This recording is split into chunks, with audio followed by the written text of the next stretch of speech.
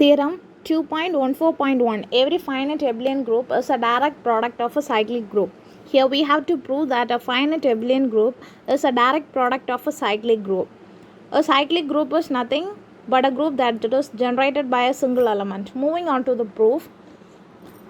G is a finite abelian group. G can be written as a direct product of a cyclic group. We have to prove that. To prove this, first let us prove any Sylow group can be written as a direct product of a cyclic subgroup. But we already have that any finite group can be written as the direct product of a Sylow subgroup. Combining the above two results, we have G is the direct product of a cyclic group. Now, choose an element Q1 in G such that Q1 has a maximal order p power n in G, which is a finite abelian group. Now, we are taking that A1, a cyclic group, equal to small a1, which is generated by an element A1 of order p power n1. Now, G is equal to A1, which is an abelian group. A finite abelian group is equal to a cyclic group, which we need to prove, and the theorem is over. But it didn't stop. Suppose not. Let B2 be an element of G such that its image B2 bar in G divides A1 has a maximal order in p power n2. Since the order of B2 bar divides the order of B2 and A1 has a maximal order p power n1 in G, we have p power n2 less than or equal to p power 1. Which means n1 is greater than or equal to n2. Now G is the direct product of A1 and B2. Now sum of their intersections will be equal to a singleton E, which is an identity element. Now, if not, A1 intersection B2 is not equal to an identity element, that is a singleton E.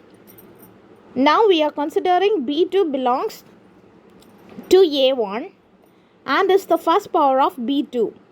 B fallen A. We have B2 power P N2 is equal to A1 power I. A1 power I is equal to B2 power P N2. These two.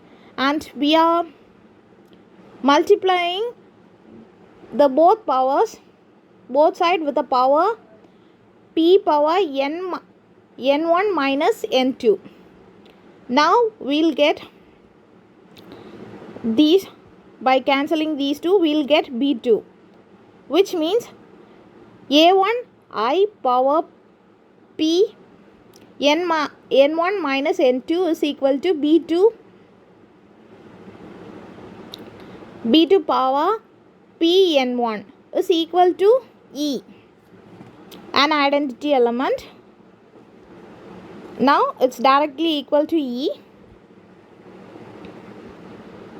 but order of A1 is equal to, we have already seen that order of A1 is equal to p n1, p power n1.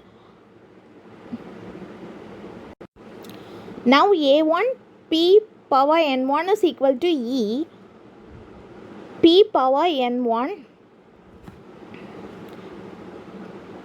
divides I p power n1 minus n2.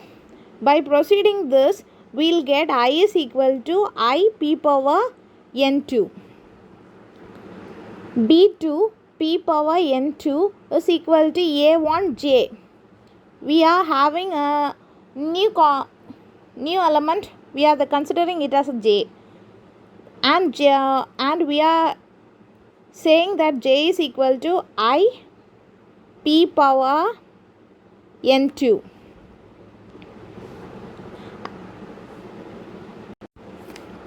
A t is equal to a1 minus j dot b2, and the negative image of a1 j. a2 power p n2 is equal to a1 power minus j b2 the whole power p power n2. Now we by simplifying we'll get E, which is an identity element. Now we are considering a2 is equal to small a2. We have already considered a1 equal to small a1. Now we are considering a2 is equal to small a2. We claim that the a1 intersection a2 will get an identity element singleton E. Suppose that a2 t belongs to a1, but a2 is equal to, we have already said a2 is equal to a1 power minus j into b2. Thus a1 minus j b2 the whole power t belongs to a1. That is, somehow b2 star belongs to a1. By choosing b2, p power n2 divides t, which means t is equal to k, a constant, into p power n2. We have a2 power t belongs to a1, also a2 power t belongs to a2, which means it is a common element in both a1 and a2. That's why we'll get an intersection, and a2 power t is equal to a2 power k p power n2, and we'll get an identity element E, which means the intersection is an identity element. So a2 power t is obviously an identity element. Let b3 belongs to G. Map it in an element of a maximal order. G divides a1 a2. Now we are giving an maximal order. G divides a1 a2. Let b3 bar be an image of b3. Image of b3 is b3 bar in G divides a1 a2, or order of p power n3. Order of b3 bar is equal to p power n3. b3 bar power p power n3 is equal to a1, the product of a1 and a2, an identity element, a maximal identity element in G divides a1 a2. b3 plus a1 a2 the whole power p power n3 is equal to sum of the product of a1 and a2. Now separating the power to these twos, and we'll get that b3 power p power n3 belongs to a1 and a2.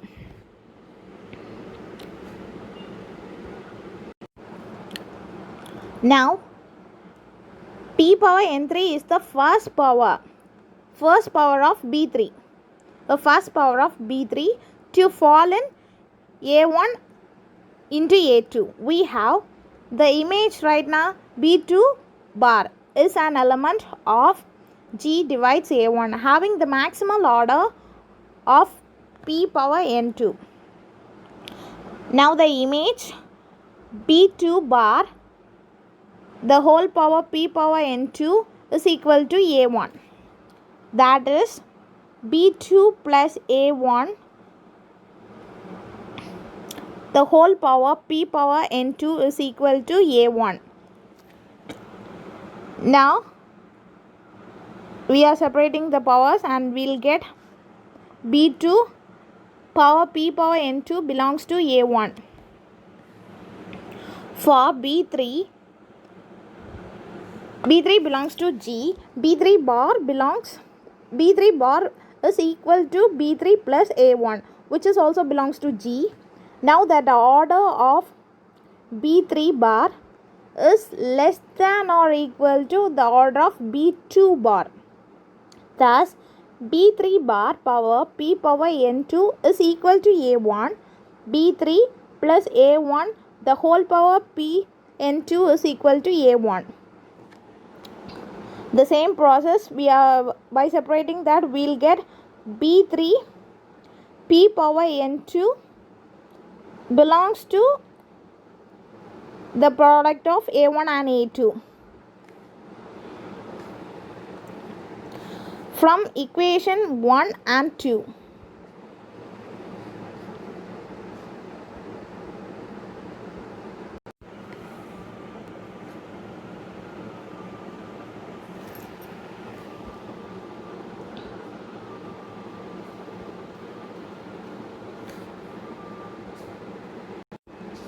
From equation 1, B3 power P N3 belongs to A.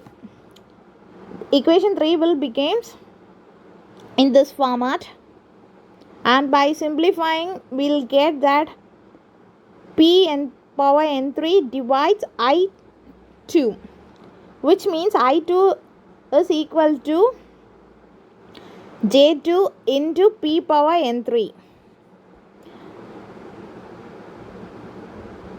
Now B3 power P power N3 is equal to an identity element. B3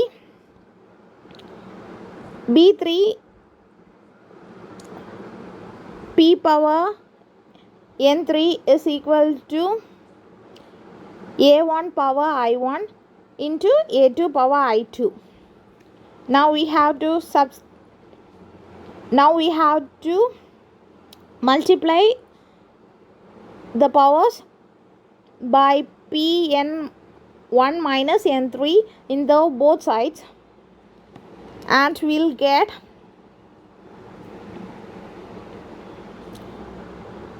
E is equal to A1 I power I1 minus Pn1 minus N3 into A2 power I2 Pn1 minus N3.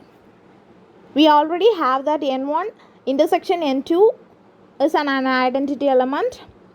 Now these all intersections also results in an identity element.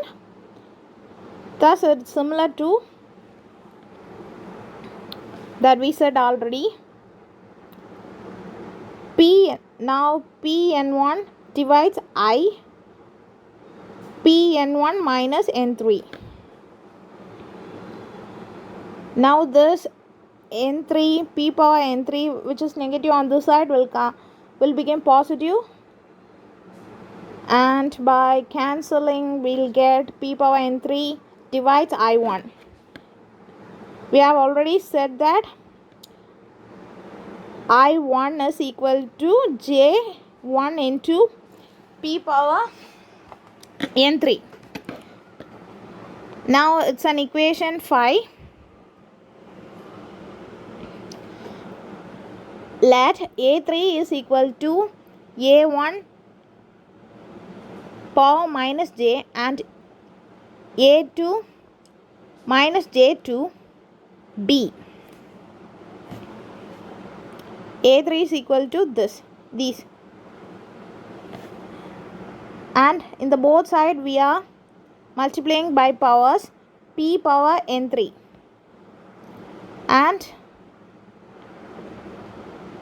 by infusing the power we'll get something that is also an identity element. Let A3, finally we will get an, we are saying that A3 power P power N3 is an identity element.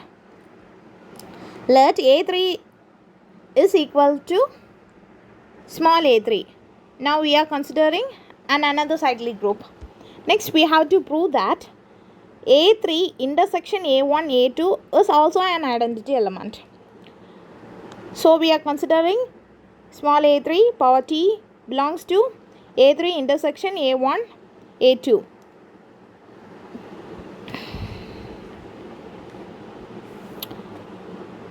By which we will get this. We know that value of A3 power T and we are giving their value, and we will get this. B3 power T belongs to A1 and A2, which means P power N3 divides T. We know that T is some, we have already said a constant, T is equal to a constant into P power N3. At A3, T is equal to A3 power K into P power N3. Now we'll get an identity element. We have proved that A3 power T is also an identity element.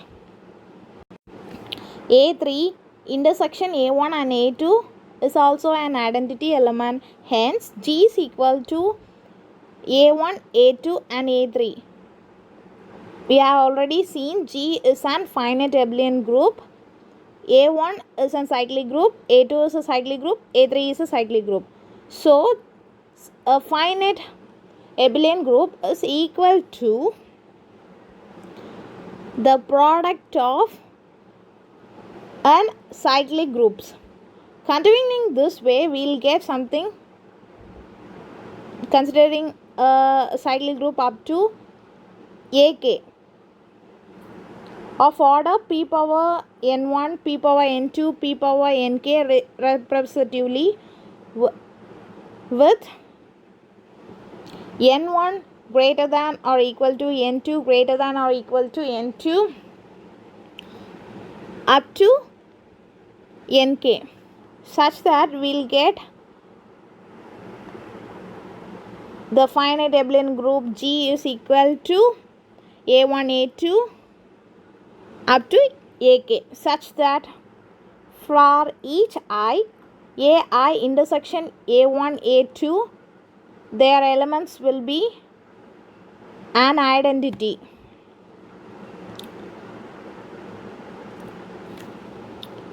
G is a direct, now we get G is the direct product of a cyclic group. Almost the proof is over. Thus we have proved every Sylow group can be written as the direct product of its cyclic subgroup. Hence the theorem.